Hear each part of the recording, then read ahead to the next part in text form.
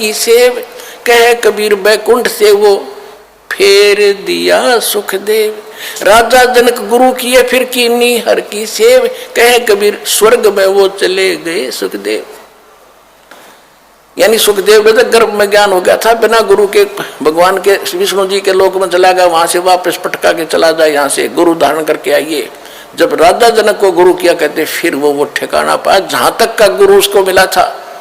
और रामकृष्ण से कौन बड़ा, उन्होंने भी गुरु की, तीन लोग के वे धनी गुरु आ गए थे। और परमेश्वर ने स्वयं गुरु की ये महिमा रखते हुए, मर्यादा रखते हुए स्वामी रामानंद जी को गुरु बनाया, और शिवदयाल जी का कोई गुरु नहीं।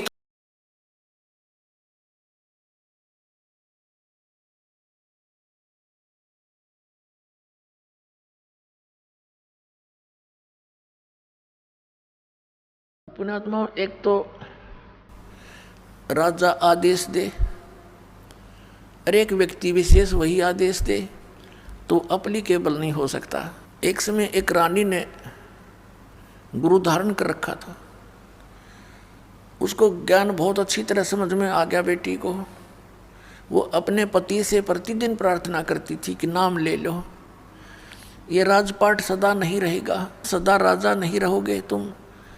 वो कहता था तू लेरी नाम है, मैं के नाराय लूँगा, आप बिलेरी बस घर में एक बहुत है। संत से सुने हुए ज्ञान से वो कहा करती थी देखो जी मैं खाना खाती हूँ तो मेरा पेट भरेगा, आप खाओगे तो आपका भरेगा, तो आपने भी भक्ति करनी चाहिए। वो कहता फिर मैं लेता हूँ, सुबह उठकर राम राम करता हूँ और ओम जय जगदीश हरे की आरती गाता हूँ। तो उसने बताया जी ऐसे काम नहीं बनेगा। संत जी ने, गुरु जी ने बताया कि गुरु बिन माला फेरते, गुरु बिन देते दान, गुरु बिन दोनों निष्फल हैं, चाहे पूछो वेद पुराण। राजा ने सोचा यार रोज कान खावे मेरे, इसके गुरु जी से ही डिस्कस करके आता हूँ एक दिन, और उससे पूछता हूँ कि क्यों दुनिया को मूर्ख बना रहे हो तुम, इनको बहका रहे हो अपने पैसे ऐंठने के लिए। भगवान ने की तब बैठ कर बजले, घर पे भी तो भज सकते हैं, गुरु की आवश्यकता। इस उद्देश्य से उसने कहा अपनी पत्नी से ठीक है मैं एक दिन तेरे गुरु जी से मिलना चाहता हूँ। रानी की खुशी का ठिकाना नहीं रहा कि एक बार यूँ चला गया तो इसके 16 दिन आ जाएंगे, सुदन आ जाएंगे। राजा ने कहा मैं परसों चलूँगा। रानी ने अपने गुरुदेव से बताया। अब गुरुदेव तो जान उनको परमात्मा की कृपा होती है, वो समझ गए कि राजा कोई को बदले का आवेगा ना, राजा की इतनी अच्छी किस्मत नहीं होती वो सत्संग में आ जाओ तो बकवादा में राजी रहा करे। क्यों उस समय उसका आगे पाछे 50-60 आदमी सलूट मारनी है, जी सर करनी है, उसने भगवान की आवश्यकता कतई नहीं होती, वो तो ज्ञान से पता लगता है। राजा आया और अच्छा आसन दे दिया गया राजा को। तो संत जी ने कहा कि आओ राजन कैसे आगमन हुआ। राजा तो जिस उद्देश्य से गया था सीधा ही बोला कि आप क्यों भोले बालों को मूर्ख बना रहे हो, क्या गुरु बनाना आवश्यक है, भक्ति तो वैसे भी कर सकते हैं, क्यों दुनिया को मूर्ख बनाए बैठा है। तो संत ने सोचा कि अब मैं जय इसके प्रश्न का उत्तर नेगेटिव दे दूंगा, उसको तो नेगेटिव लगेगा, तो ये ना जाने के को बद कर देगा। उसने कहा राजन अब तो मेरा भजन का समय हो गया है, मैं कभी आपके घर आऊँगा और आराम से बैठ कर डिस्कस करेंगे।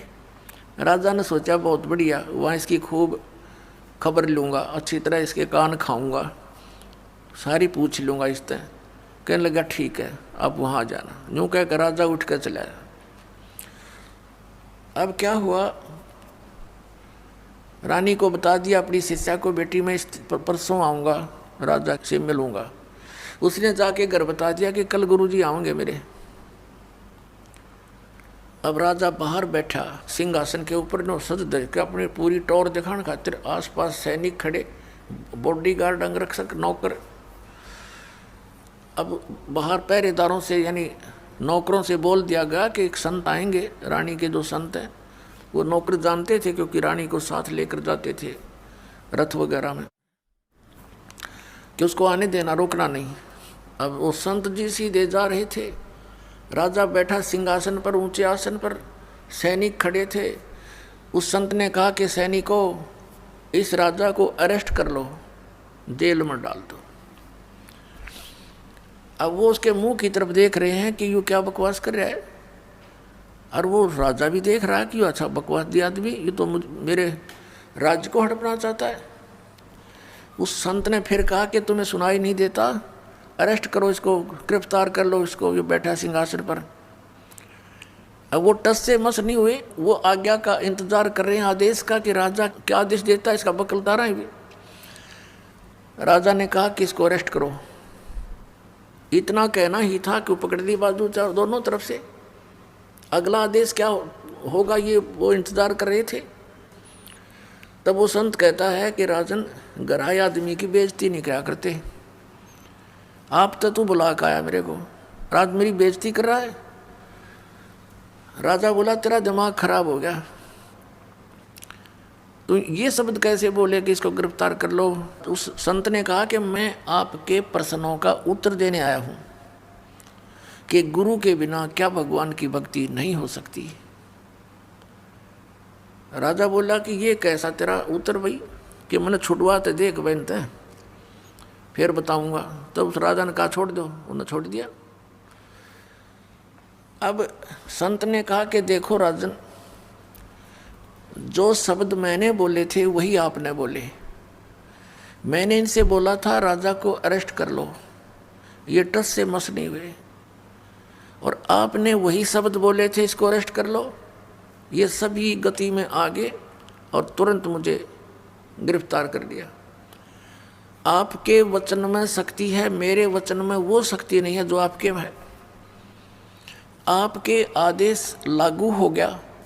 इसी प्रकार आध्यात्मिक मार्ग में मेरे वचन में शक्ति है, और मैं जो वचन दूंगा वो कार्य करेगा, और आप उसको कहते रहना वो कार्य नहीं करेगा। ठीक इसी तरह ये उदाहरण समझ ले। राजा की बुद्धि साफ होगी, नीचे उतर गया सिंहासन से, चरण पकड़ दिए। तो पुण्यात्माओं, ऐसे जो साधना हम गलत भी करते हैं, अपने मनमुखी भी करते हैं, उससे भी लाभ नहीं होता।